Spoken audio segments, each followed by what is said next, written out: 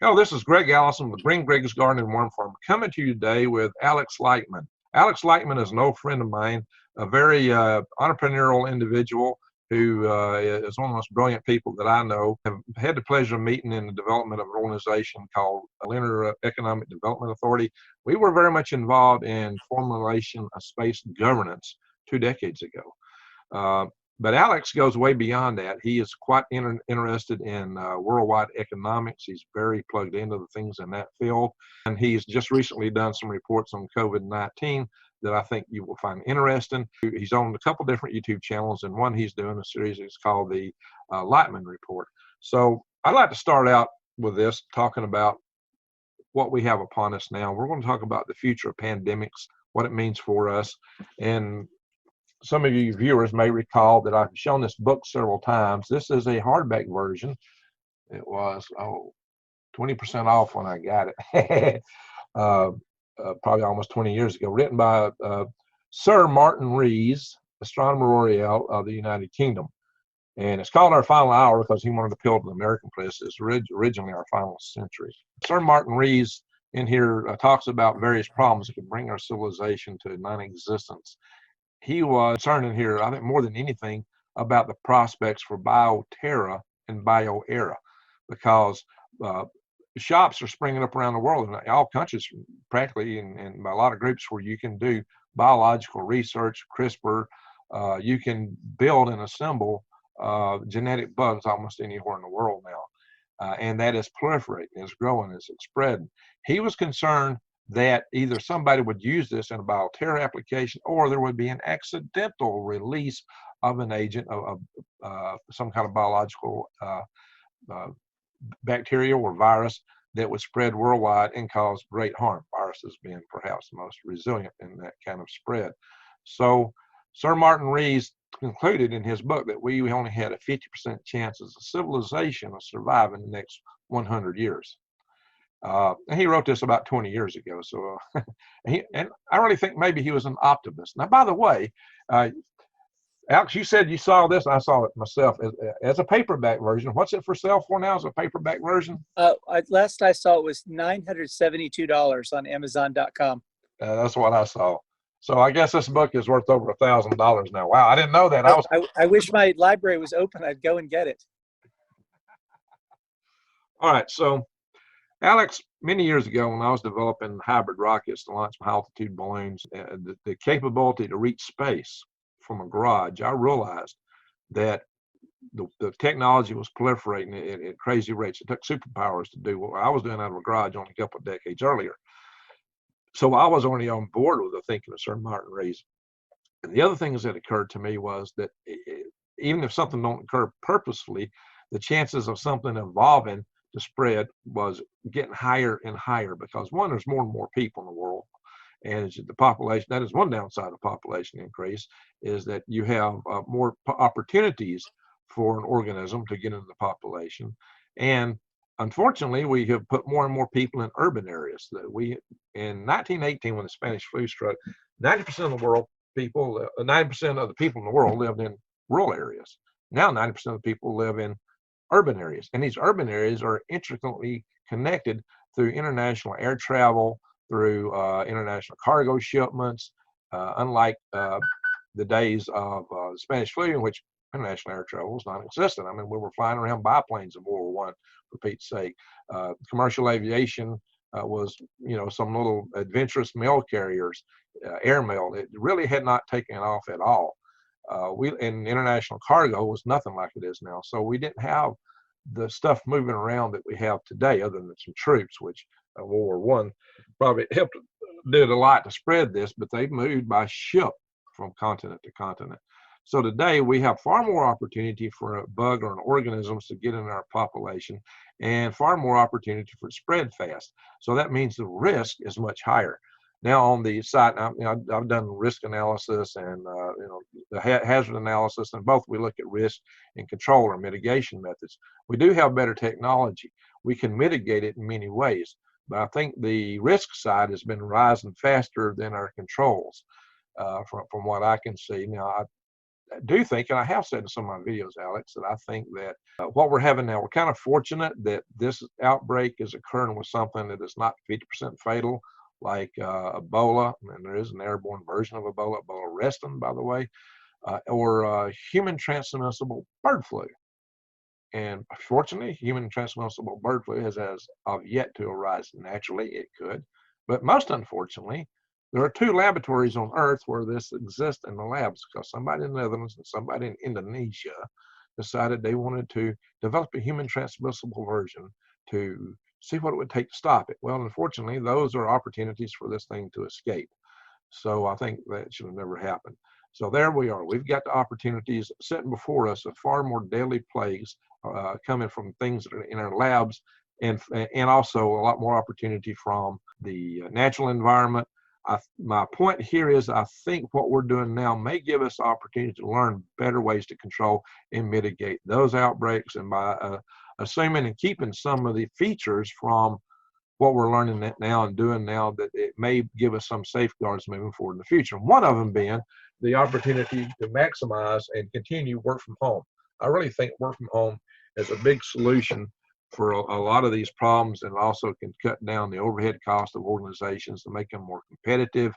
That once people get used to that, you'll see things really take off, and you won't have to use as much resources for office space, energy, driving back and forth, fighting traffic, be less burden on the highways, utilities. I think it would put our world in a much better spot if people were working from home, educate from home as much as possible on a lot of this. So there is, I used to tell people around, no matter how bad it gets, no matter how tough the going is, always rest in the assurance that there is a silver lining around every mushroom cloud. So there is this is a tragedy. This is a bad situation. I killed my brother.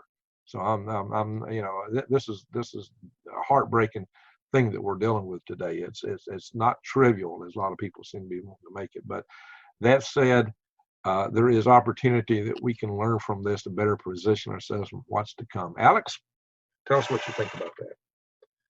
Well, first of all, it's very great to see you again after our good meetings out in Denver with the now deceased, but still remembered in our hearts, Declan O'Donnell, who was a visionary for seeing the need for space governance. And I guess we'll talk about that on another occasion. I'm very sorry to hear of the loss of your brother. And we just passed, at the time of this recording, we had just passed 50,000 recorded deaths for COVID-19, and which is caused by the SARS-CoV-2 virus, which has another name, which we'll talk about.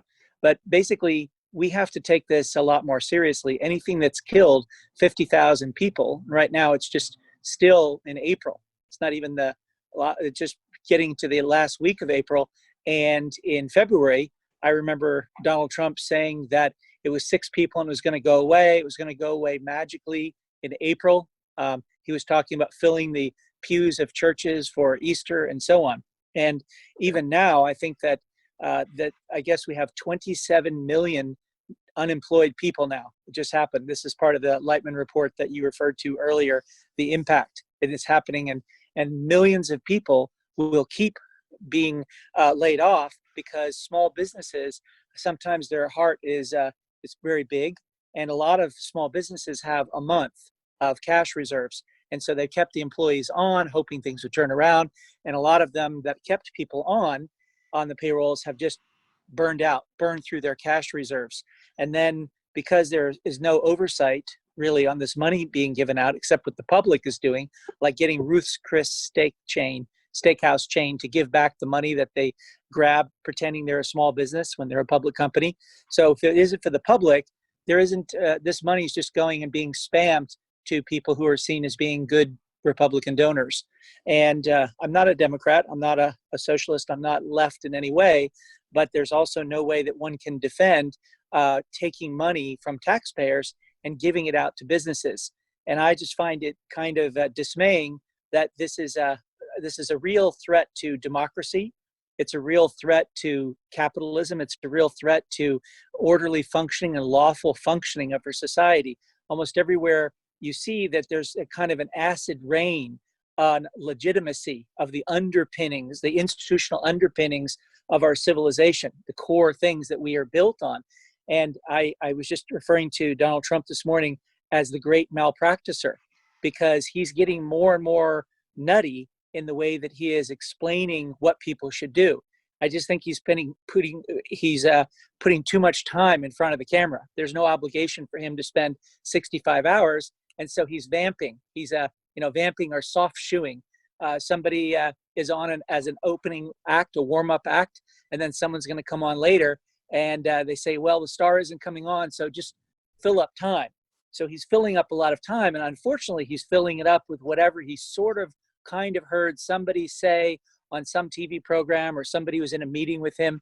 And the reality is that right now, if we look at causes of death, because I've heard, like, what's the goal? The only thing approaching hearing what a goal is, and you're an engineer, I have a degree in engineering from MIT, you have to know what the problem is. What are the design constraints? What are the resources? What's the budget? What's the schedule? If you put all that. So the only thing I've heard that even approximates a plan is to say that we want to minimize deaths. Okay, well, great. We'll minimize which death number? The total Americans who die this year. So if we look at last year, the number one cause of death was heart disease. That's 26% of deaths. Number two is cancer, malignant neoplasms. And number three is medical mistakes, iatrogenic effects. So that's 400, so it's 600,000, about 550,000, and then 444,000. Well, I've made a prediction that the number one cause of death this year will be COVID-19, and the number two will be medical mistakes.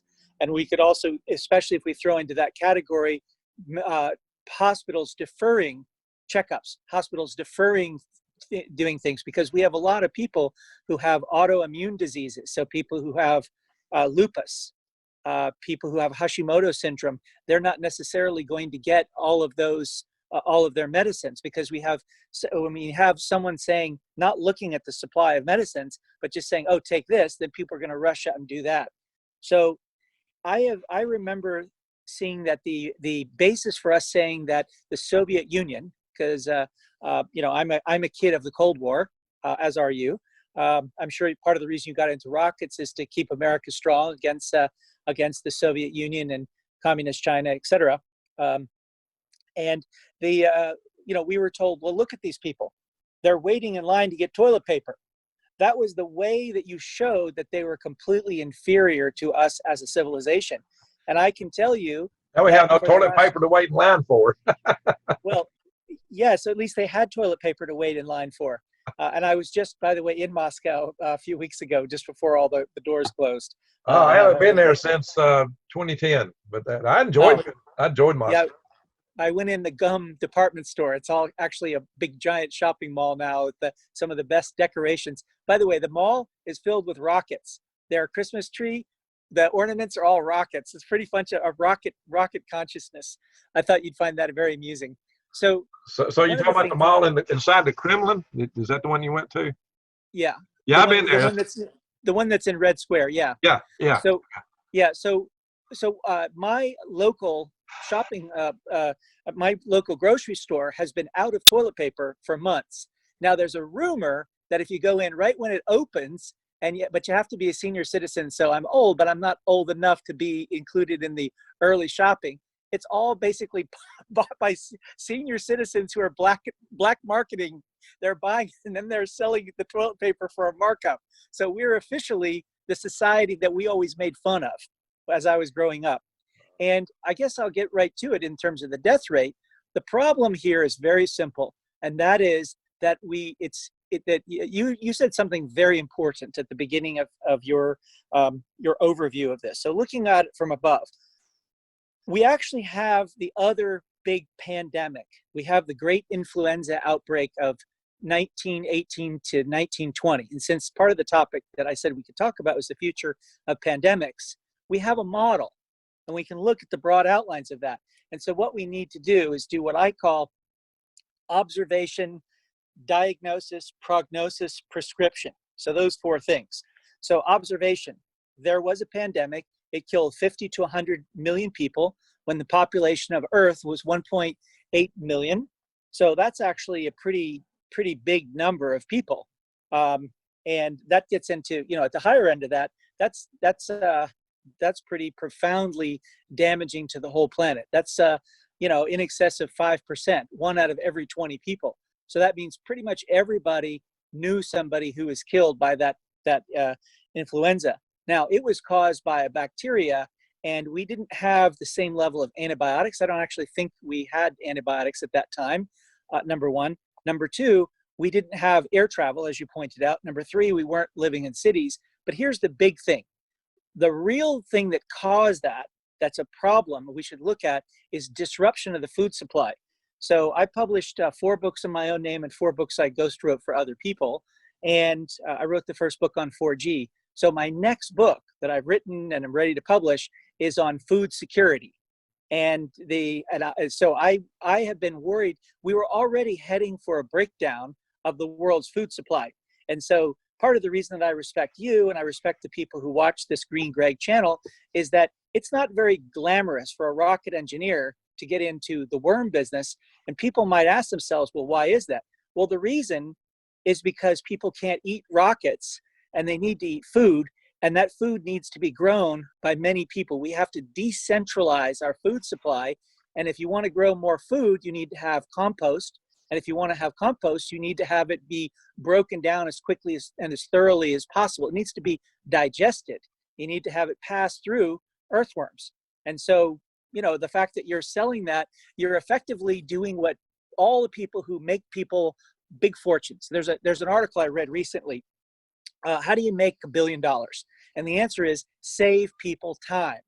And so what you're doing is that you're taking the biggest problem in my mind, which is the collapse of the food supply, and the biggest solution, which is growing your own food, and you're collapsing the amount of time it takes you to go from starting gardening to being able to have food that you can put on your family's table. So by getting your worms, you accelerate that whole compost thing. And by the way, even though I live in an apartment in Santa Monica and I'm not growing my own food, I did have a farm, a 64-acre farm when I was in middle school in Virginia, in Lovettsville, Virginia, which is in Loudoun County and outside of Purcellville. And I went to the county fair. And I won the county fair for Loudoun County, which is the second richest county in America after Fairfax County, which is where all the government people making $150,000 really boost up the income. I won for my frozen peaches, my elderberry jam, my apple cobbler. I think I won 4 blue ribbons in the county fair out of all that while I was in middle school. So I'm very proud of that. And I had big compost heaps and I had big garden. And so it all works. But the big problem right now is that we have people who don't understand how much lying is going on. So we look at something like the World Health Organization. It's a political organization. The person who runs it is not a medical doctor who goes and sees people. He's a politician. He's a Marxist politician who is the health minister for Ethiopia for a Marxist party. And Marxist is used as a pejorative in America. I mean, they are self-admittedly, that's their advertisement. We are a Marxist party, and basically it's a war party. And they want to go and be in charge. And his special skill, his superpower is covering up epidemics. So he's been accused of covering up not 1, not 2, but 3 different death tolls for cholera counts. So if you're China and you're looking for a person to go and be in charge of an organization that can hide a body count, he's your man. He's the guy. And if you look at how much money has China given to Ethiopia, his country? Oh, I don't know the exact number, but they certainly have. They certainly do give money for Marxist parties because, of course, they're big supporters of Karl Marx. And this is sort of this. There's this idea that the United States has all the allies and China has none, but allies are for sale. Allies are for sale to the highest bidder. We remember during the Cold War, people were doing these kind of bids. China is one of the main reasons that Cuba can still resist the U.S. embargo. China's giving Cuba money, so is Russia, but China's giving more. And I wouldn't be surprised, as I put in my book on why we should end the embargo of Cuba, that there was suddenly going to be a Chinese military base in Cuba. Why wouldn't there be? It's not like we are able to stop China when it's done. I ask you, what strategic goal of China have they wanted to accomplish in this millennium that we stopped them from doing? Tell me, what did we stop them from doing? Did we get them out of the Spratly Islands or anything? So part of this thing that where you were a little bit pessimistic and you were showing this book, and you showed the book in part because I asked you to, as we were doing the kind of warm-up discussion. The problem is that we have too many people in power who, there's whatever the oath that you take to the Constitution, that oath is secondary to some other kind of oath, and you can kind of see it in the absence of information. There are people who have tuned themselves to seeing not only what people are saying, which is interesting, but what are they not saying? And so there's a phrase that people are not saying, except with one exception, one political person, but he's not in office anymore. And that is the person who is Donald Trump's winning campaign manager and former chief strategist, Steve Bannon. And Steve Bannon does have influence with Donald Trump because through a friend, a mutual friend, I got a bunch of proposals to Steve Bannon to take to Trump, and I've seen some of these be implemented. So I know for a fact that Steve Bannon still has influence. And Steve Bannon is the only person I know who says the word. Here are the words that you don't say in mass media: gain of function. So the big problem, and the reason that that I would have to back you and say that 50-50 survival, getting through 100 years or 80 years more, meaning to 2100 AD, when we will be a type 1 civilization on the Kardashev scale, which I'd really like to be alive to see. I'd love to be part of making a type 1 Kardashev scale civilization. We have to get over this. And that is, not only are we doing gain of function research, but number one, that is illegal under the Geneva Protocol, not the Geneva Convention. Okay, Val, so I know what gain of function is, and it's got to do, and it was actually laws passed against it, and a lot of people say that no, it's not laws, it's a treaty. Yeah, well, but Fuji actually funded this kind of stuff going on in Wuhan. It's been said lately. So, but well, lots of people have funded it, but the key thing is that it's okay, not just that they're doing define it for our audience.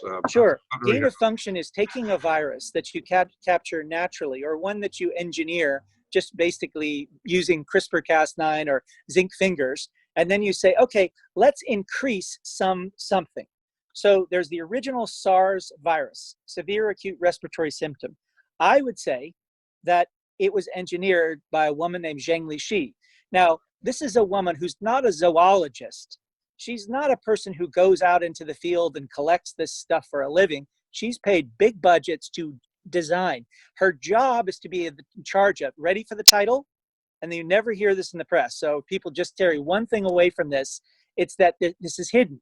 Anything that's this important, that's not covered by any media, somebody has put out a memo and used political power, military power, police power, threat of assassination, something to shut them up. And that is that it's engineered. And Zheng Lixi is an inventor. So her title is the director of the Disease Engineering Technology Center. I'm going to repeat that: Disease Engineering Technology Center at the Wuhan Institute of Virology. So I assert that she invented SARS, and that so that was kind of an alpha test, and that she invented MERS, M-E-R-S, Middle Eastern respiratory symptom. And notice how China is happy to use place names for diseases that they invent. They just don't want it to be used with them. And then she's the inventor of SARS-CoV-WIV1. SARS-CoV-WIV1. What's that? SARS, severe acute respiratory syndrome, CoV, for coronavirus, WIV, they actually put a brand name. So I did a video. If you look at that Lightman report, I'm wearing a tie. And if you turn that tie around, it says Hermès. Yes, I'm wearing an Hermès tie. Why does Hermès put their name on it? Well, because they want to have their brand be known and they want to make money. Why does WIV, why do they call a virus WIV?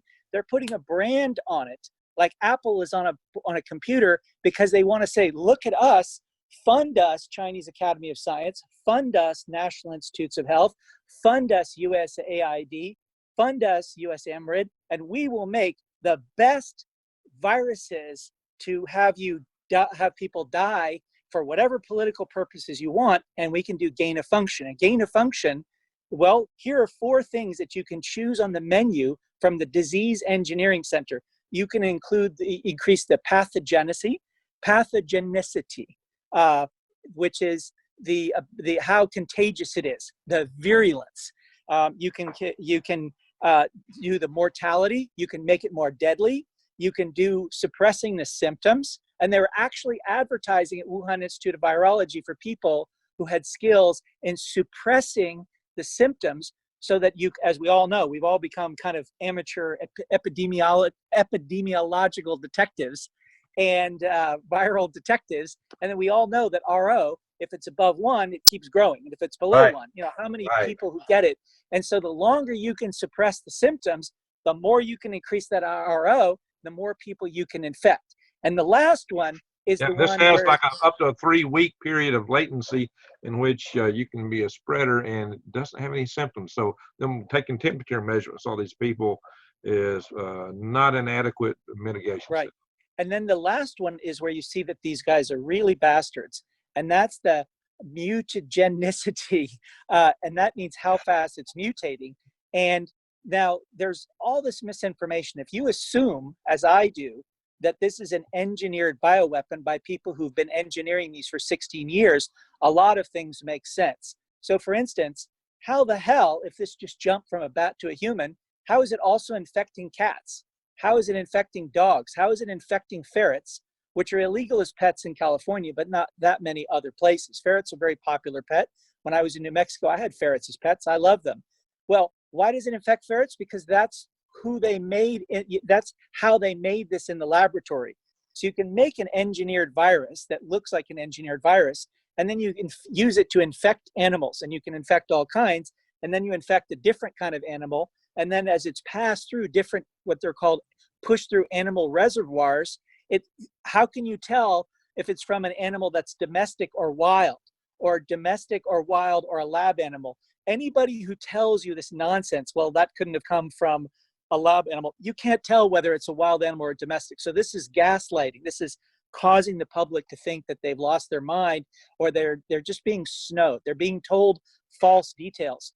Yeah, and it's interesting. Your engineer, your Chinese engineer, you mentioned the lady, her first name She actually, go ahead. She is the one that wrote the report that is cited by people that says that this did not come from a lab, that it come from the natural source of bats, and it's kind of interesting how that she would be the one to write that report that everybody's citing. But she is the author. If you go to ResearchGate and you find her papers, there's one from June 2008 where she admits it. See, the thing about all these people is that so they can get, because they're greedy and they want to get as much money as possible from as many different agencies as possible. If they're just getting it from, and they accept a security clearance, and they're basically saying this is classified work, then they're stuck with whatever the government is paying them for. But here's a little trick. If you call it dual use gain of function, and you say, like, what does dual use mean? Well, on military and civilian. Yes. Well, on the one hand, it's a bioweapon, which is not permitted by the Geneva Protocol. But on the other hand, it's a medicine. So then you get away with making bioweapons. This is a silly little trick. But what happens is, she said in this paper, she says, we couldn't infect the ACE2 receptor in the lungs, but then I went in and changed amino acid 310 to 538, and then it was able to attach the ACE2 receptor, and it was able to infect the lungs. Hello, I've got a special new arrangement with My Patriot Supply to bring you some great savings. All you have to do is go with prepwithgreg.com. Quite literally, just prep, the word prep, prepwithgreg.com, prepwithgreg.com. And you get to this side here. As you can see my picture here, and believe it or not, the leaves behind me are not a forest, that is okra. Prepwithgreg.com is a special deal with My Patriot Supply that we've established, where we'll be offering great sales to you. And right now, for the next foreseeable future, this includes 4-week emergency food supply and a 2-week emergency food supply. Ladies and gentlemen, this is food that can last up to 25 years. This is long-term, good food. You can see 2,000 calories per day, 252 servings here in a 4-week.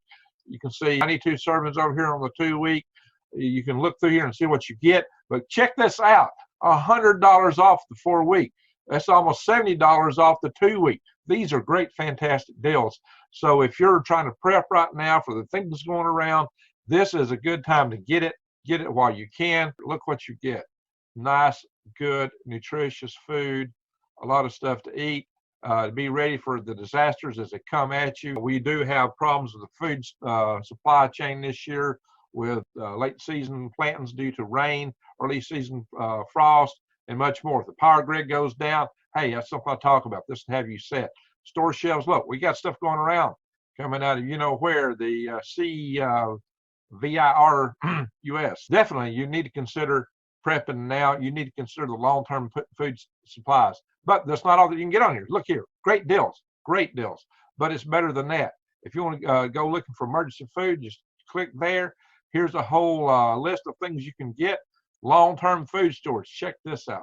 Yeah, really scrumptious looking meals. Oh, yeah, so some of the stuff's selling out here. Look this, but you still can get the 1-year emergency food supply for $2,987. Now, you get $2.78 roughly per meal. That's a dang good deal, especially for something that you can have sitting on a shelf for up to 25 years. And it comes in easy to carry buckets. You can carry it with you if you've got to go on a run. Throw it in your car, throw it in your vehicle. See, and these buckets are good too for other long-term storage purposes. This is great. I tell you, you need water filtration. So you can check out many forms of water filtration. If you're out on the go, called a Survival Spring water filter. You can see the bigger filters, Alexa Pure. Look at this. Great stuff. Lots of filters, lots of things, lots of food, survival items, survival gear, lighting, little portable power packs, books, deals of the day. There's always some special. So ladies and gentlemen, this is an excellent opportunity for you to support my channel and support yourself by clicking my links. Go to preparewithgreg.com. Now, this is a confession, but it's a confession not written in the language of the Catholic Church. It's a language written in the language of science. It's the language of biology and virology. And all you have to do is go and read it. I feel in trying to explain this to people, like the movie Tucker. You must have seen Tucker, because it's about an engineer who is ahead of his time. Tucker is sued for fraud, and he's saying they're saying, you didn't make the car. You took money, you didn't make the car. And he says, the cars are out there outside the window. Just jury, come over to the window and see the people who've driven their cars here, the cars are there. And the judge orders people not to go and look at it. I'm telling you, these people who made this admitted it. They confessed to it. Why? So they can get more money. Because if she says, I could attach the ACE2 receptors, then you know what happened? Money goes pouring into her hands, millions of dollars. You're so not much going to money. see. You're not going to see that in the mainstream media anywhere. But that's because they're covering up a bioweapon attack. And so I'm not saying that, just to be clear, I'm not saying China did this and that there's this some monolithic one single thing. There are some people in China who wanted to do this and some people who argued against it. And so some people were able to just, do it in a sneaky way. While other people are, including those who contact me and say, hey, we're not part of this. Yes, it was engineered. Yes, it's from Wuhan. Yes, it's from Zheng Lixi's work, but we don't support what it's doing. We don't want to kill people in America and China and other places. And so, but if you say that in China, all the people who are warning about this, they've all disappeared. It's my assumption that we should just assume if China says, if you reveal this information, we will execute you.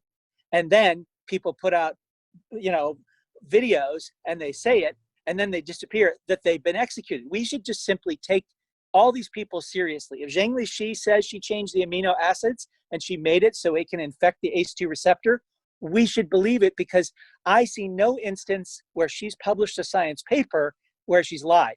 And why would the US keep funding her? Her work was so dangerous. It was so scary. And it had so many people ringing the alarm bell saying, ding, ding, ding, this could kill a lot of people. This could kill millions of people, that the Obama administration looked at this, recoiled in horror, and banned it. They banned this research. So Zheng Lixi was working at the University of North Carolina with Ralph Barrick, and then she went back to China.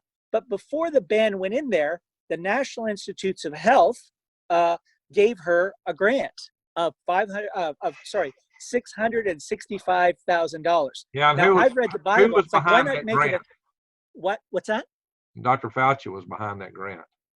Well, and Francis Collins. And Francis Collins said lately, it said that the suggestion that it could be made in a lab is outrageous. The guy who funded her to engineer a virus is now lying to the American public and saying that it's outrageous. And by the way, these people are screwing with us. Like, you know what the grant amount was from the NIH? It was $665,000. It's $1,000 short of 666. They're joking about it being the number of the beast. So they're basically, this is signaling to people that they're screwing with people. And the grant from USAID was $595,000. Now, this is public information. How do I know these numbers? I know these numbers because they're published and available to anybody who wants to look them up.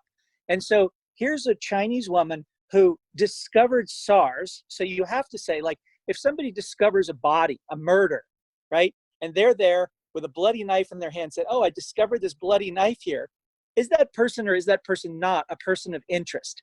Like, she discovered SARS, and we know that viruses are engineered. Why has she never been a person of interest? Why have we never held hearings?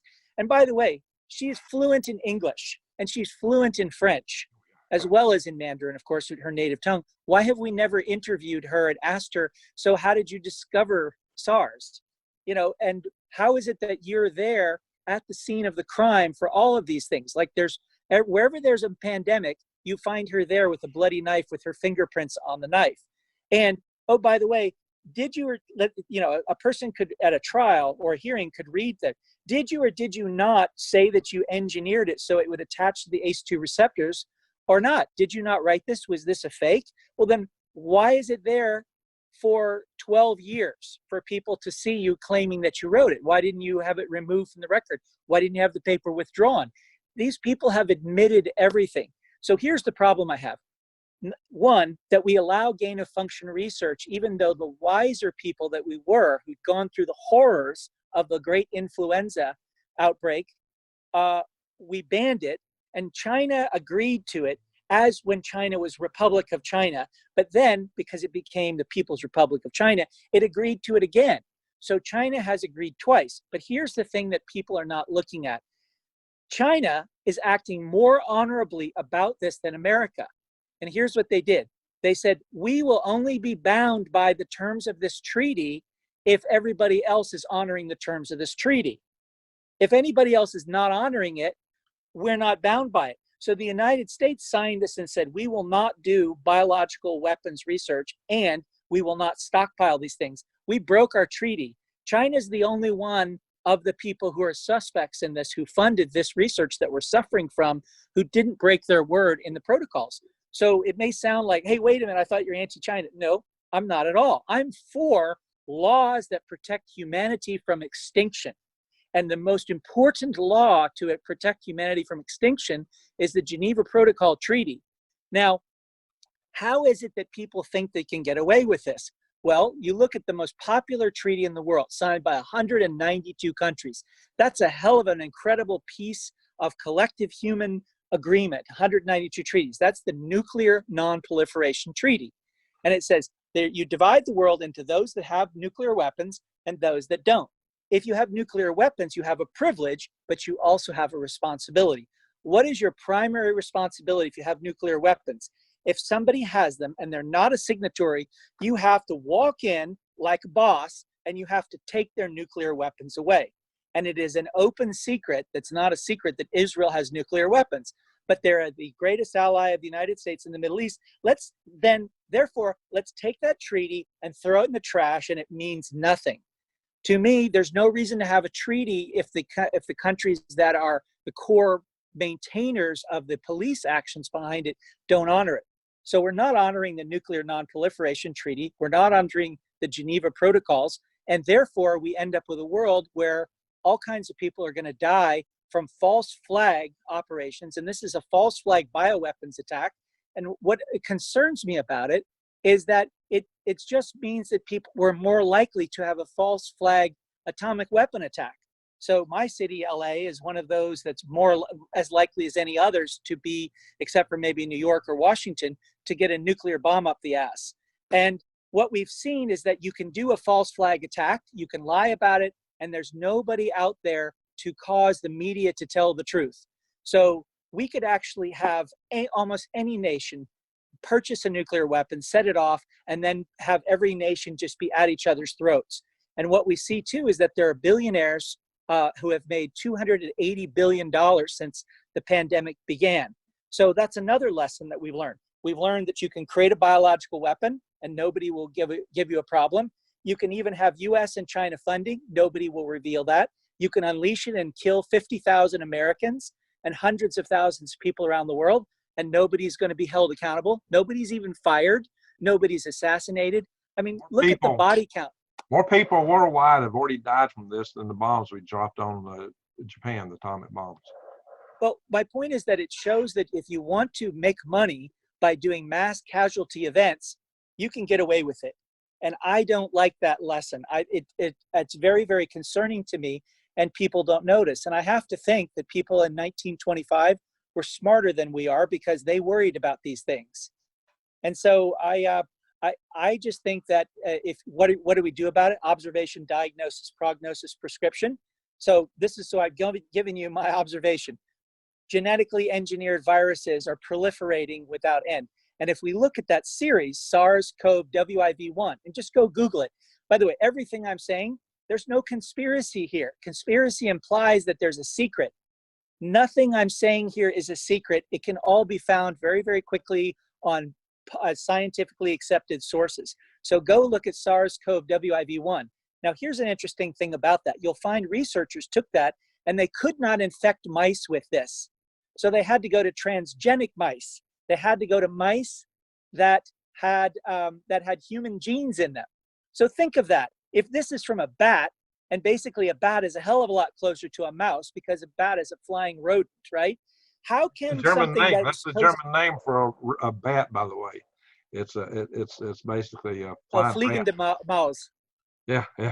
Yeah. So basically, a bat is closer to a mouse. So you can find in these papers. See, they can fool people. They can fool 99% of people, but you don't have to be a virologist to read it and go, you couldn't infect mice. And you know what's interesting about mice is that you can use transgenic mice. So if they have human genes in them, you are able to infect them. That shows that 2 years ago, SARS-CoV-WIV1, and this is SARS-CoV-WIV2, that they could not infect things that were very similar to bats. So it didn't jump from a bat to a human. It was made to infect humans 12 years ago.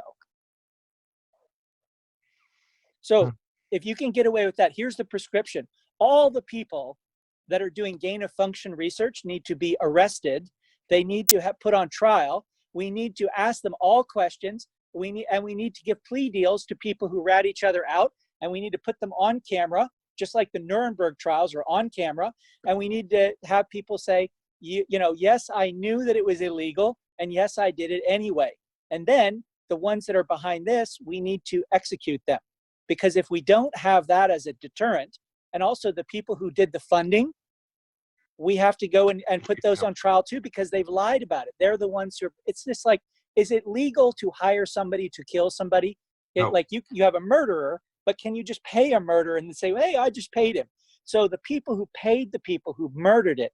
And I think that without this trial, using our standard system of justice, and as far as a trial of your peers, fine. Let the gain of function people be the jury who didn't do this. Let them have that, and let them try to have a trial where opposing counsel and prosecutors can get all this information out. I could go and do it. I could be the prosecutor of this trial, because you just have to get them to read their own words, or just say, you read the words and you say, did you publish this? And is this your words? And if they say it isn't, then say, why didn't you have the paper retracted? The evidence is all there. Now you may ask, well, why hasn't Trump done this? Well, because one, he's trying to make political hay out of this, as seen by 65 hours of press conferences. And two, what he says is, well, China said they'd buy 250 billion worth of goods, including 50 billion from our farmers, to which I would say, how does 250 billion match up against $6 trillion of federal aid? Do you think that the United States needs that 250 billion more than it needs to find out exactly what's happening to SARS-CoV? This is number 2. So this is WIV number 2. What about WIV number 3? What about WIV number 4, 5, 6? Why are there 30 strains that all came out at once? And why does New York have a strain that's 30 times as much as LA? Well, the answer is because it was deliberately spread, and some areas that are seen as being more competition than cooperation. So California to the Chinese is an area that in the future, in a Chinese-dominated world, they could get to secede from the United States and have a neutral relationship. And you know who came up with that idea? Japan did. There was a point at which the Japanese yen put them for a couple hours at being Japan being more valuable than the United States. That's when the grounds around the Imperial Palace were worth more than California, you know, with this inflated real estate. And that was a serious proposal in the book called Yen. I remember it because I'm a native Californian, where it said that Japan wanted to have passport-free and visa-free travel to California and be able to make any deals and have California be neutral with respect to Japan. And this is on the agenda of China as well. So they don't want to hurt us, so they gave us the level 1. There was a book called Cat's Cradle by Kurt Vonnegut. He had Ice 9. You remember Ice 9? The world ended when a chunk of Ice 9. So Ice 9 would freeze as hard as diamond, and if it touched any water, it would just turn it all into Ice 9. So the world ends when a piece of Ice 9 falls down a drain. The whole world becomes it. So what about SARS-CoV-WIV9? What if each of these is worse than the last? Regardless of anything, I think that we have to arrest these people, put them on trial, find out what else they have in their test tubes, and then we have to take Wuhan Institute of Virology and we have to burn it to the ground. It's just got to be a smoking crater in the ground. And we have to say, fundamentally, if you make a biological weapon or you stockpile something and it gets loose, your life is forfeit. You're dead. You're executed, and you're executed on camera, so that if you want to do this work and put humanity at risk, you must put yourself at risk as well. And you should probably have to take out $100 million or $1 billion or $1 trillion worth of bond. So if you want to make a Hollywood movie, you have to be bondable. You have to be able to take a bond for that much of a cost of a movie. I think if someone's doing gain of function research, then they should have to have a bond against damages. Oh, so your SARS-CoV-WIV1 and its future things could cause 2 trillion worth of damages. And in my Lightman report, that's what I say. I'm quoting people saying it's 2 trillion. Fine. Come up with a bond and indemnify the world for $2 trillion. I'm sure somebody will write you that policy. Maybe it'll cost you $100 billion. But why should all of us take a risk for research that doesn't even have as much insurance as you have on your truck? Well, that just looks at the economic scale of it. You still got to get back to the lives that are being taken right Well, now. I'm just being ironic and understating it. Of course I care about the lives. So what's the value of a human life? Then toss that on top too, and then say, if you made a bioweapon and it's killed people, you have to pay the family for that. So, but that's what the indemnification could be for. None of this research should be going on without insurance. In fact, it shouldn't be happening at all. So the idea is, rather than get insurance, rather than actually look at the real costs and benefits of it, as we do everything. So almost every other research has a cost-benefit analysis. Where's the cost-benefit analysis of this dual-use gain of function? And let me say one last thing about this, that the dual-use part is a fraud. It's the biggest case of scientific fraud I can think of. So Zhenli Shi is doing dual function. Do you know what she came up with in terms of the medical side of this in 16 years? Because she did have something. What she did is, coinciding with the Chinese government finally admitting that this was human-to-human transmission and all the things, you know what happened a few hours before that? They waited for the announcement so she could file a patent for the treatment. And you know what her treatment after 16 years of dual function? It was to try to pirate, to steal, to fraudulently claim remdesivir, which was something that was paid, 79 million was paid for by the US taxpayer through US AMRID. So the US taxpayer pays it. Somehow this company that's Israeli American gets to patent it. Like, why are they patenting something paid for by the government? When I've done a federal contract, I did something for Georgia with the Veterans Administration Hospital for people who had macular degeneration. It was basically a new kind of braille that could basically read a tag, like based on smart things. And you know what it said in that contract? Big letters. It said that the U.S. Department of Defense and its assignees and other people can license this royalty-free for worldwide operations in perpetuity because we're paying for this. So if we paid for it, why is remdesivir not free for Americans, royalty-free in perpetuity? Now, so why should Zhengli Shi be able to create something like this, then make the treatment for it and get the patent and profit for it? This whole thing is, people have lost their minds, and we're in the scenario of idiocracy meets contagion, meets carriers. Bingo, exactly. Well, Alex, so you laid it on deep here, and that's a lot of bombshell stuff you've rolled out here. I thought I was coming out kind of hot, but I was just laying the fuel down. You threw the match in. I'm really mad I am. because I have friends dying, and I think that it's bullshit that these people who made these things can cover for each other. Again, this is not a China versus America thing. This is a gain of function researchers not writing these articles. Like the most cited science article in history is the approximate origins of this of COVID-19. It's got like 15 million citations or views. No, it's views, not citations, more than anything else. And it's written by gain of function researchers who do not identify their material conflicts of interest. So if you took all the articles that are written in science journals that claim natural origin, and then you require them all to be withdrawn with apologies if there's an undisclosed conflict of interest, including being a gain of function researcher who doesn't mention that that's a possibility, do you know what? 100% of them will be withdrawn overnight. And you will see that it's the scientific scandal of the century. And people who come after us will not miss this.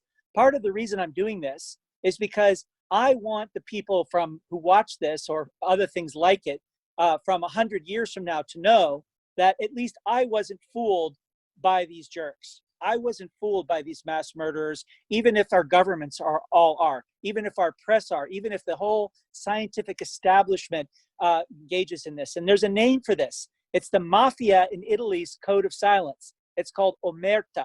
And omerta is like snitches get stitches. You can't say it. But why should there be a mafia code of silence around the engineering of viruses? And also, one last thing, when people are talking about, oh, you can't really engineer a virus, all this stuff, what do people think vaccines are for something like this? They're engineered viruses. People are not thinking even you can definitely a little bit. engineer viruses, for Pete's sake. Definitely you can do it, especially the CRISPR and the tools that we have today. But you can also order the constituents of a lot of viruses offline. You can get the genome offline and you can build them. So that's been a capability for over 15 years that people could do that. In fact, it has been done. So yeah, we are in a dangerous territory here, and I absolutely agree that these people need to be tried. And the question is, how do we bring this about? How do we cause this to happen? How do we get our government to wake up and do its job to protect its people and bring justice to the system? We've lost too many people. I've lost my brother. There's lots of other people that I know who have suffered greatly due to this, and it's going to get worse. So this needs to be put to stop. This kind of activity should not occur. Those that deal in this ought to have to pay the piper. So, and a trial's a trial. If Greg Allison and Alex Lightman are on, hopefully it'll all come out in the trial. But I think a trial is needed. How do we get it started? Well, I think that what has to happen here is that Obama has to stop being such a coward, because he knew that this specific research was going on, and I think that he has to be interviewed.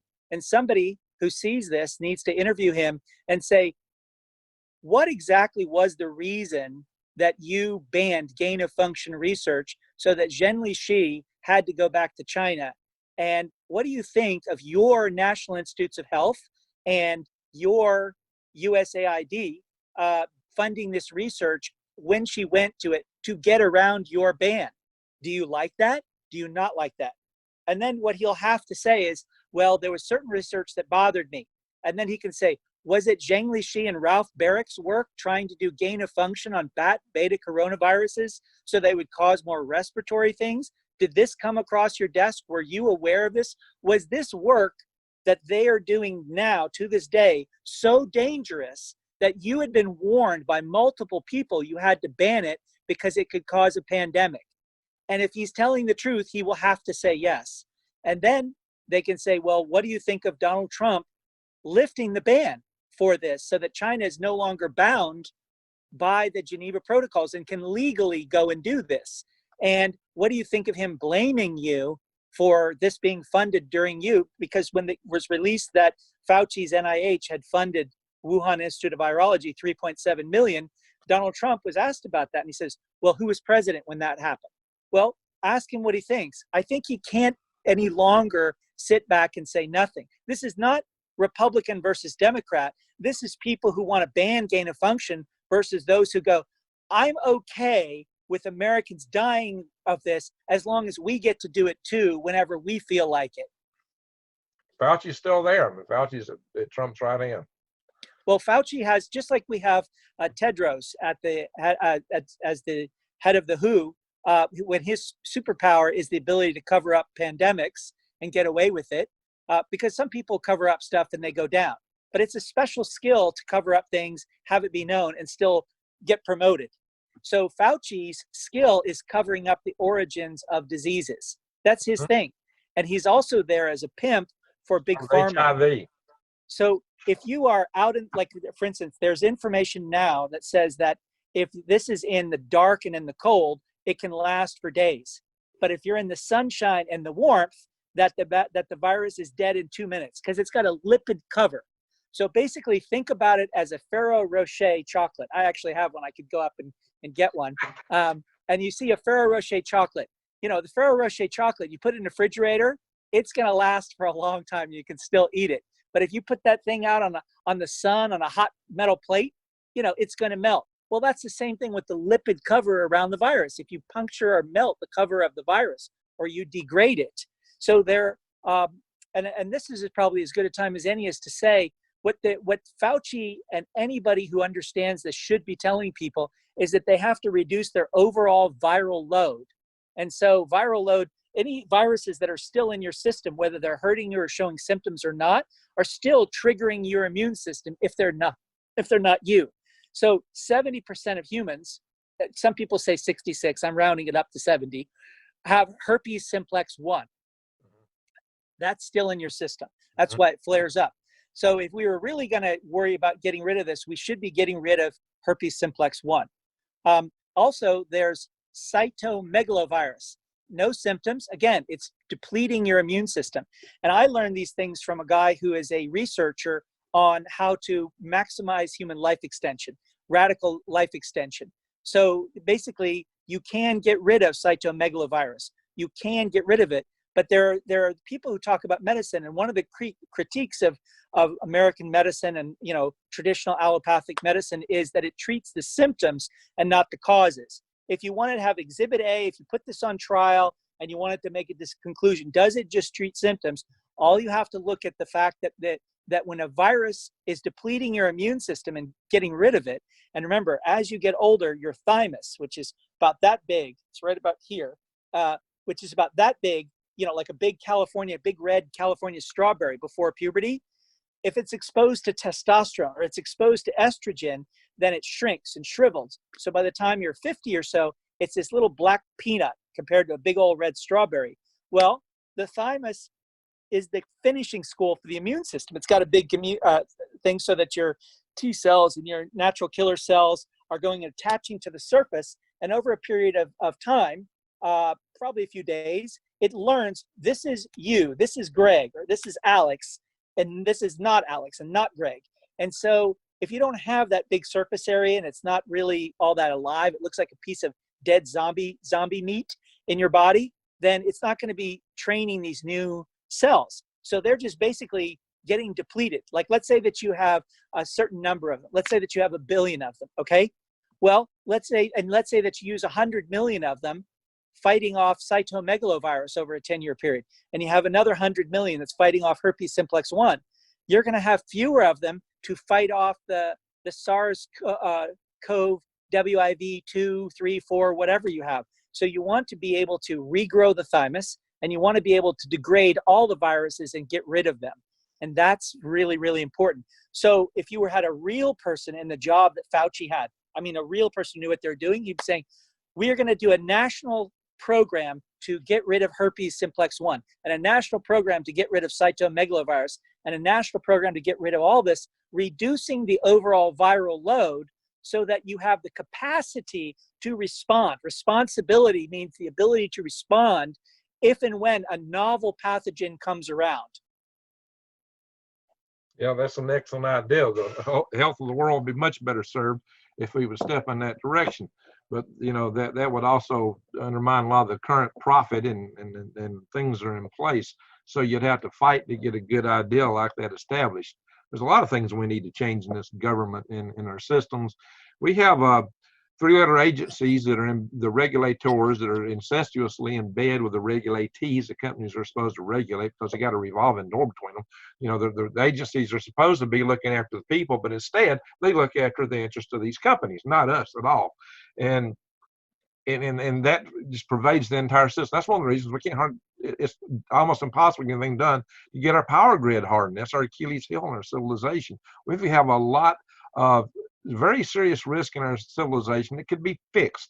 I mean, absolutely fixed and corrected, but the system just fights any and every correction you put out there. So we need some changes in this country. We need some changes in this world, dramatic changes. I agree. So maybe it's time for the smart people to start putting their heads together and demand these changes, and demand all these people that are fighting us to roll over and get out of the way. Like they've got a lot of money. They've got a lot of lawyers. They got K Street lined up from one side to the other in Washington, D.C. That's why you got all the big buildings there on K Street. But you know what? It's time for all these guys to go home. And maybe we can start a movement to make that happen, Alex. It's time to change this world. It's time to. Well, you have 40,000 people on Green Greg's thing in the TV show Gotham. The Joker, is able to go and take over Gotham with an army of only about 50. If you have 50 well-trained people, you might be able to do it. So I'm almost 10 times the. Oh no, 1,000 times the Joker. Wow. Anyway, that's a funny perspective. Plus countless worms. Oh yeah, hey, I got a whole army of worms, and we do manufacture wormholes. So since I have wormhole generators, I can go anywhere, anytime. That's what I do in December when I double as Santa Claus. Nice. How else do you think Santa Claus gets in your house, in and out? Wormholes. Oh, there's an Occam's razor easier explanation. He doesn't. It's your parents. Oh, I'm sorry. Are there children watching this? Kids, pay no attention to that. Don't you know I'm Santa Claus? Okay. Yeah, hang on.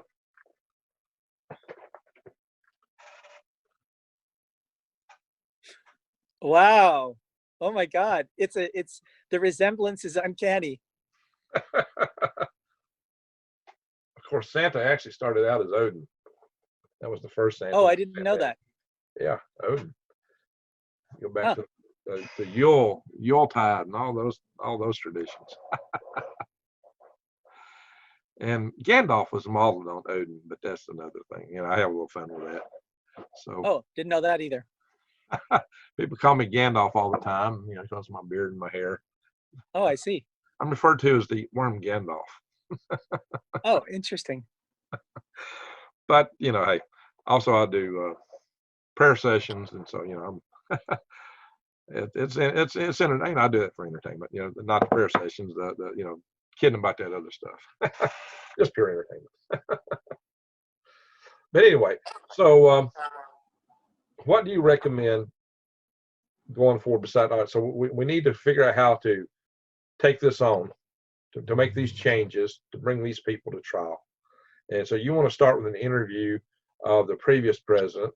There's got to be more concrete steps than that. That's just an initial step. There's a lot of things that's going to have to happen. We got to. Well, I think that people have to just keep on asking. It's very straightforward. You look at who's getting invited to these very, very diminished White House press conferences, and you need to contact them and say, why are you engaging in the scientific scam of the century and never mentioning gain of function research? Because it doesn't matter if we solve this problem. There are worse viruses. This is the model from 2008. Zhen Lixi, in her own writing, unless she's lying, says she figured out how to do this in 2008. So what have they developed between June 2008 and 2020? And what have they learned from this that they're making in the future? It's not enough just to stop this one. This right now is not the problem. And it's a lie. Bill Gates is saying it's a lie. It's a lie when he says it's a once in a century pandemic. Yeah, it's been a century since the last one, but it's not a century since the next one, since people are making money. If you have billionaires who we can look on paper and see that they've made $280 billion since the pandemic, pandemics turn out to be very profitable for some people. And we know that people are willing to lie, cheat, steal, murder. I mean, how many people get murdered each year in the United States? It's tens of thousands. I don't know the number, but maybe 50,000 people, 40,000 people, 20,000. I don't know. It's a pretty big number. And so we know people kill people. Well, would somebody kill to make $10 billion? Oh, yeah. There are people they kill for far less than that. So we have people who make 280 billion. We have to take off the table that you can make money from a pandemic. We have to take off the table that you can make money studying how to make weapons that can kill people. And my solution, I have given you a solution, which is require these researchers to have the same kind of bonding that you have to make a movie or to drive a truck or to fly an airplane. Right. We have to put the framework in place to make all that happen, which means we have to take the market principles and we have to apply them here, because what we found is any place that you don't have a market principle that makes the people who make the problem pay for the problem or get unlicensed or whatever, we have to put that in. And this is just one of those areas where people just haven't thought of it. And as soon as I tell you and you tell your viewers and they start asking people, why shouldn't you have to have liability insurance to do dual use gain of function, then I don't know any better idea than that. All right. Well, we also need to, formulate actions to contact our congressmen, our representatives in state and federal government, and just, they need to hear a chorus of voices to take action. I think that they will. It's fun to go. It's fun. It's a rush. It's a head rush to say fake news, but there should be another term that's not fake, but where silent news or news complicity, complicit news. How about that? Is complicit widely enough known word? It's complicit news. They're complicit in a cover-up of the actual origins of a U.S.-China joint venture bioweapon that happened to be released. And let's talk about one thing I've said in passing, and now I want to give some evidence. Call it the complicity con. Okay, sure. I like alliteration.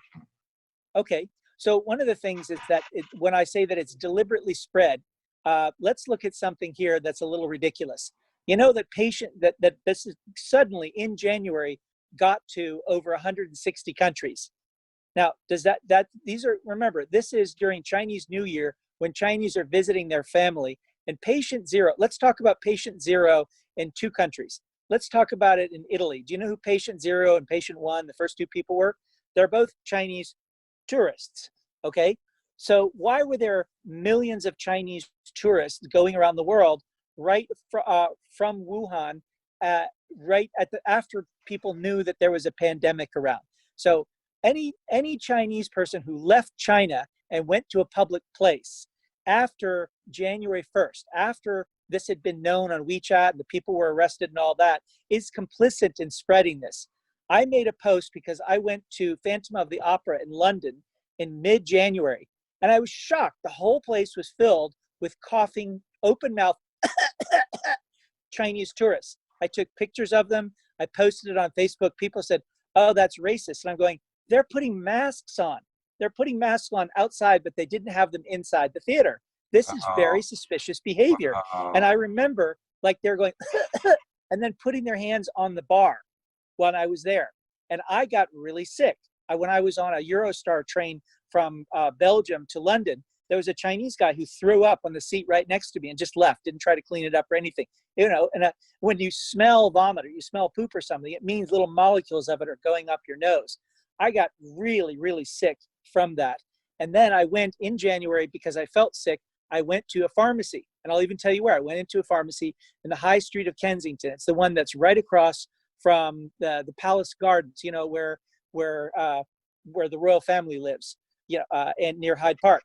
And the person said, "I don't have any of the things you're looking for. All the gloves, all the masks, all the disinfectant. I was wiped out by Chinese tourists." So how is it that Chinese tourists know to buy up all the masks all over the world, all the gloves, all the disinfectant everywhere in mid-January, everywhere in every major city, but they didn't know not to cover their mouths or not to go to the theater? How do they know this? Now, if you look at patient zero for Finland, this is the big one for me. And if you ever had a trial about this, you would want to go in and you would have this explained.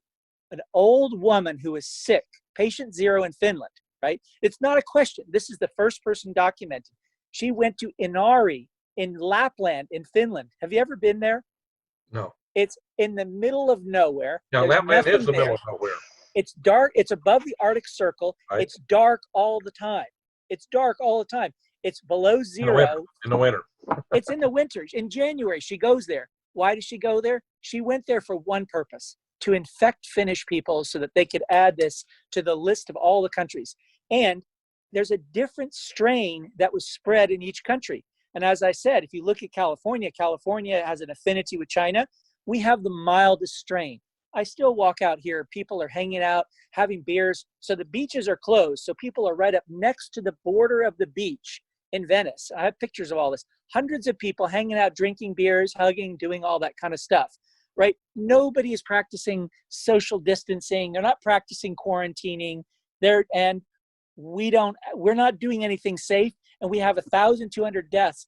And our population is twice that of New York State, which has something like 20 times as many deaths. So we're 13% of the population in the United States, and there are 50,000 Americans who are dead.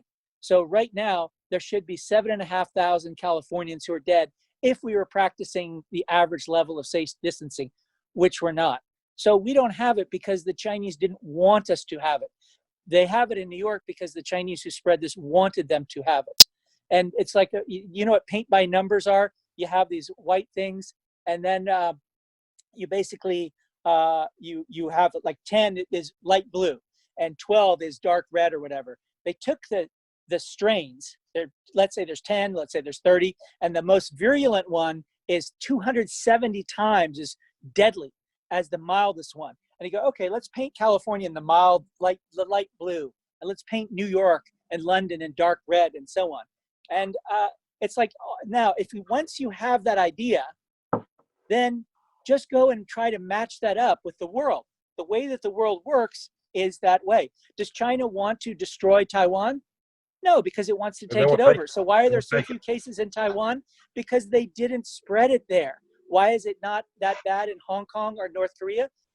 Because China has territorial claims to most of the Korean peninsula. They're not going to go over and damage their own property. But Japan, they don't like Japan very much, so screw those guys. Wow. Just all the data that's out there that doesn't make sense, as soon as you have this paradigm, you know, and Carl, I think it was Carl Kuhn or Popper wrote The Structure of Scientific Revolutions, where you basically have a paradigm shift. all you have to do is say it's engineered. There are others, there are different strains, paint by numbers for the areas that they like versus for the milder strains and that they don't like, or which are competitive for the darker strains. Crash the market in New York, go in and buy companies cheaply, and you find all the data fits. There aren't any things. And you say, well, wait a minute, why would they hurt their own people? It's like, you're talking about the people who for the last 5,000 years have been practicing female infanticide, who killed so many female infants that they have 20 to 50, some say as many as 100 more men than women. You're talking about the people who have their concentration camps over in the western part of the country. You're talking about people who killed 60 million during the Great Leap Forward, and it's not a change in political party, and who said Mao, you call it mayo. That's like it was something you spread on a sandwich like mustard. It's Mao. So I thought I said Mao. Mao Zedong is accused in some circles of killing up to 80 million of his own people. Yes, and you know what they say? They say Mao was 70% right. And you go, okay, well, was he right or wrong in having so many Chinese? In other words, the Chinese have a 5,000-year history. There's certain things you can debate about. Do Chinese as a people or as a country have a problem with killing other Chinese? The answer is no. And now, just so it doesn't look like I'm picking on China, do Americans have a big problem killing other Americans with all of our guns? No. But you know what? For a nation that has 393 million guns, if you think that our death count is in the tens of thousands, even if you count all these things, that's a pretty tiny number compared to this. But I'm just saying that if you can sacrifice a few thousand people in China, this is their claim, not mine, their claim. They claim only 83,000 people got infected, and they only have 3,000 deaths or whatever. You think they wouldn't sacrifice that to be the number one power in the world? They would make that trade in an instant, and they'll make that trade over and over. And if you've ever played chess, I've suggested that in one of my earlier videos months ago. That very thing, I suggested just that. I mean, it was, hey, China could just simply say, hey, we've got a command country. We can lock down, we can shut everything down and let it burn through our country. If it starts here first, nobody will blame us. And then when it gets out everywhere else, the rest of the world won't be able to do that to the degree that we're doing. And it will really take them down. And when they're down, we just might stand up and kick them when they're down. So this is what I'm saying. Right now, China's production capability is not in the economic side anymore. They may switch it to more militaristic development. And this may be when they're going to unleash stuff. They may go into attack mode toward the end of the year. But my point is, they don't need to. That they are the students of a much more interesting strategic military tradition than we are. So, do you think there's anyone in the military in China who hasn't read Sun Tzu? Oh, everyone. You think So Sun Tzu says the best way to win is without fighting. Oh, yeah. So they don't need to fight. Why do they need to fight? They're winning. In fact, they have won. Now, you may think that, but here's where I'm going to shock you. I'm not an opponent of the Chinese Communist Party. I love that party's in power, and they know, and they have fought me on anything on my Facebook page. They know that I am supportive. I'm vocally supportive, and I'll tell you why. And that is that they're the only ones in the world who would have had the one child per family policy. And if they hadn't put that in place, I've seen the projections that would say there would be 2.5 billion people in China. So however fearsome they are right now, they say they have 1.4 billion people. I've heard from reliable sources that every statistic is a lie, and the real one is 1.8 billion. But of course, as every statistic is a lie, that must be one too. But they have more people than they say, so they don't worry about losing them because they don't even have to count it in their statistics. But would we really want to have, as an America with 350 million people versus a China of 1.4 or 1.8 billion, or one with 2.5 billion? I'd rather have the one that's smaller. And so the thing is about these guys, because they don't value human life, even if they're taking out other people, they're still taking out their own. And within China, they're building up people who don't like that system. And here's the number that we have to say whenever China's talking, because China's on a charm offensive, trying to say, look at how bad democracy is, look at how great we are. Hey Alex, let me interrupt real quick so people understand where you're coming from. Alex is not saying he's for communism at all. Alex and I really tag teamed in this this global governance, this governance of space thing that we were involved in, we tag team to keep it very much pro private enterprise and open. And we were in there working to keep it from going over to the common heritage of mankind type mentality. So Alex is very much an entrepreneurial fan of, and correct me if I'm wrong, of real capitalism. What he's saying is he's glad he's got an adversary that is shooting himself in the foot, if I hear him right.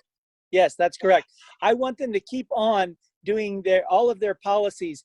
And you know what the result of this is? You know what the really interesting statistic that nobody talks about is that the rate of immigration versus emigration in the United States is at least 64-1.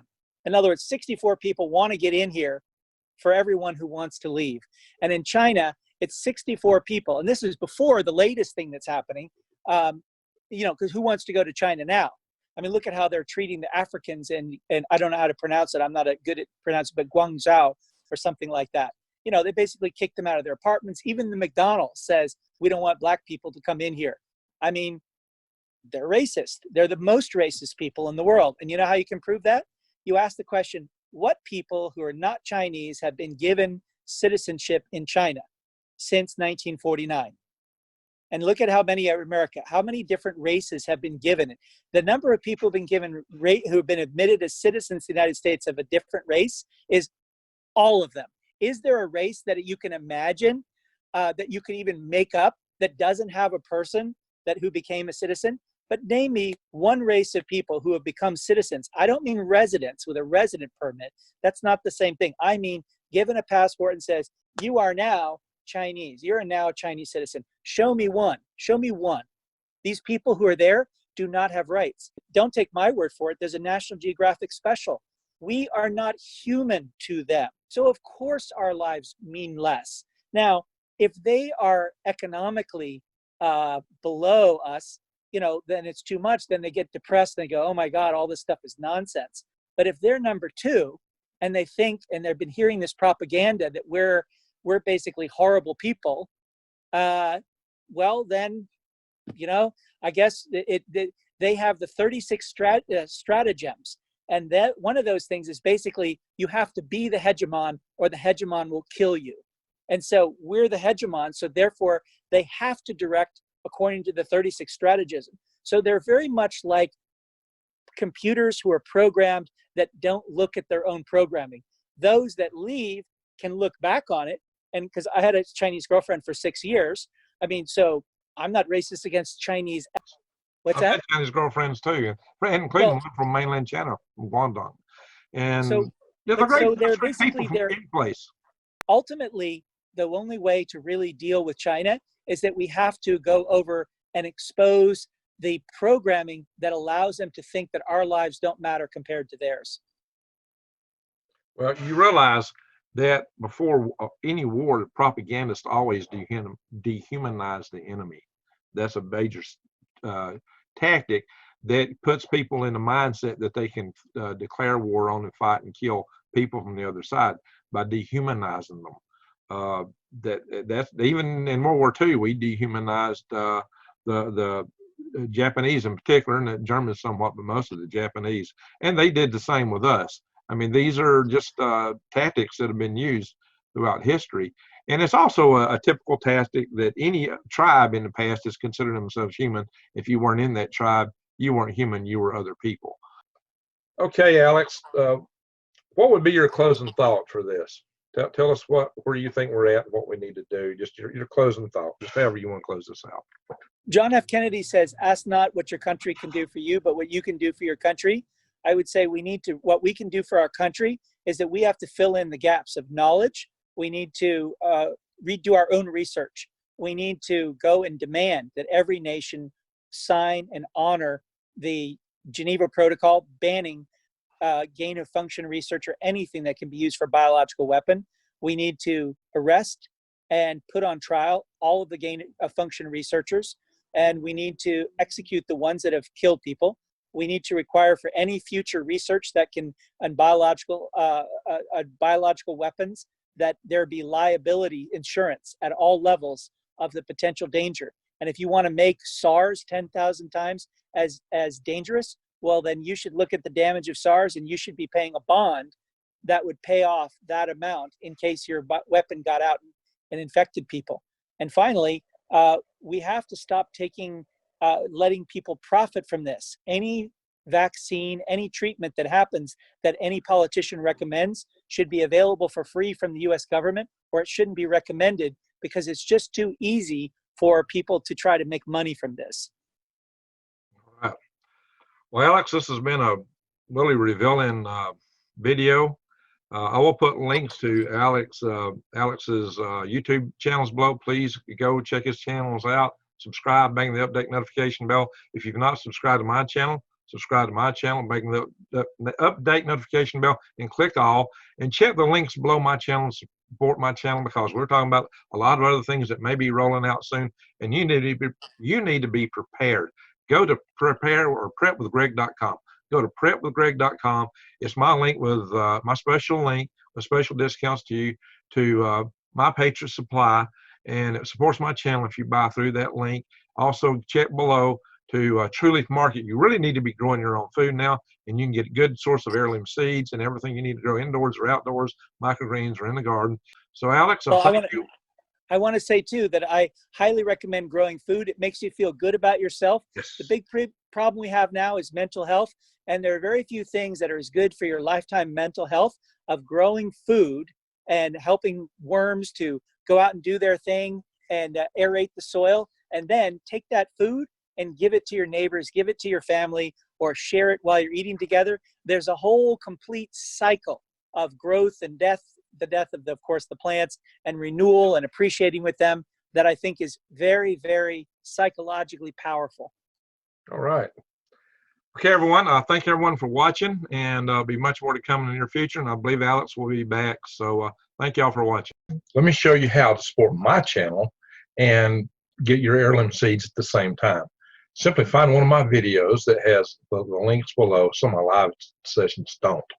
So I'd say go in here to this video. So go in here, you can either go to my pinned comments and click more, or you can go up here to show more here. There's two ways. It's redundant. Show more or pinned comments. Either way, you're going to find links to videos and various other things. But at the very top, what you're going to find, these things for supporting my channel, teamed up with True Leaf Market, and here's the link. Click the link to True Leaf Market. Bada-bang. There it is. Here. Your non-GMO seed source since 1974. And look here what all you can get. You can get garden seeds, microgreen seeds, sprouting seeds, wheatgrass. You can get supplies to grow these things with. Everything you need. All kind of seeds, things that you need to get your garden going. See, microgreens. I show you how to grow stuff indoors. Gardening supplies. Let's say you want to grow carrots. Bam. Parsnips. And not only that, but True Leaf Market actually tells you how to grow your seeds. Look at these carrots here. Taste a little scrumptious. They tell you where it grows and how to plant them. You can't beat that. Right here at True Leaf Market. An excellent source for your seeds. So please order. Use the link below my channel, in my videos.